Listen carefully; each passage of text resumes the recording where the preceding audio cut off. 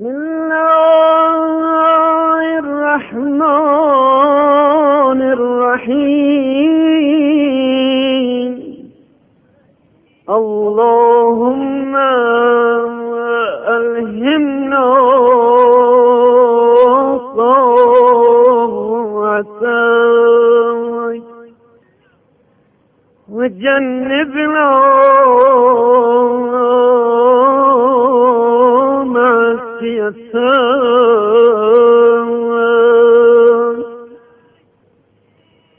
ويسر لنا بلوغ ما نتمنى من ابتغاء رضوانك وأحللنا بحبوحة جنانك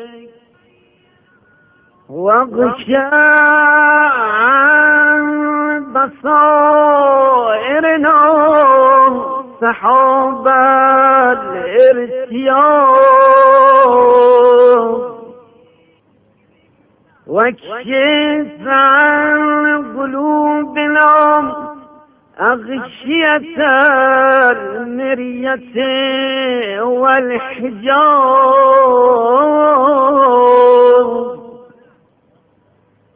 وأزهق الباطل عن ضمائرنا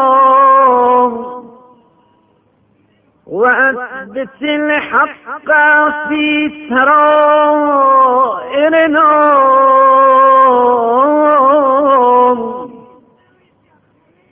فإن الشكوك والظنون لواضح الفتان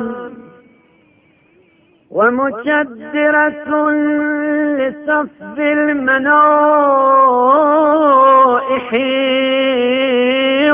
والمنان. اللهم احملنا في سفن نجاتك ومتعنا بلذيذ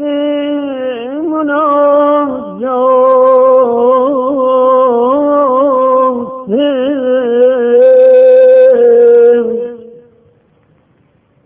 وأوردنا حياض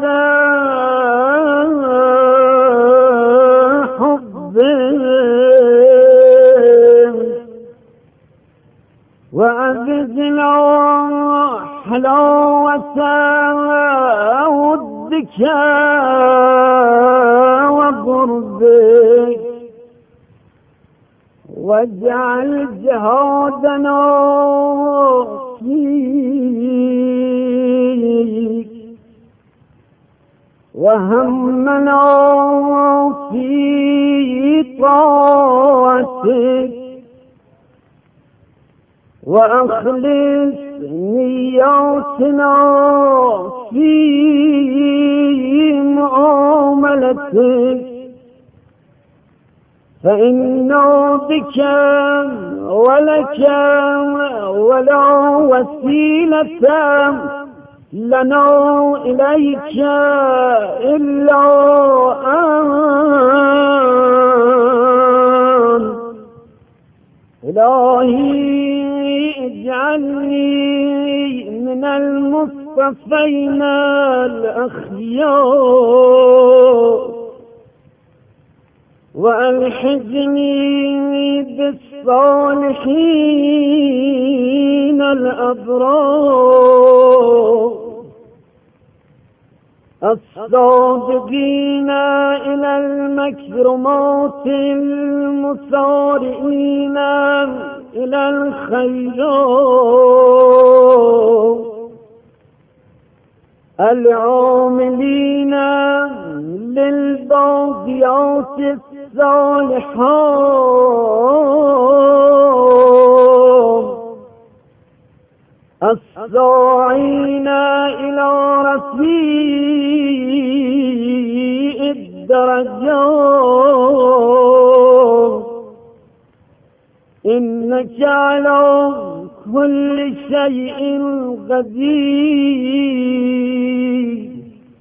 وبالإجابة جدير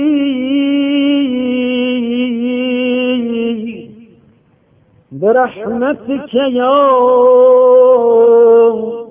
أرحم الراحمين.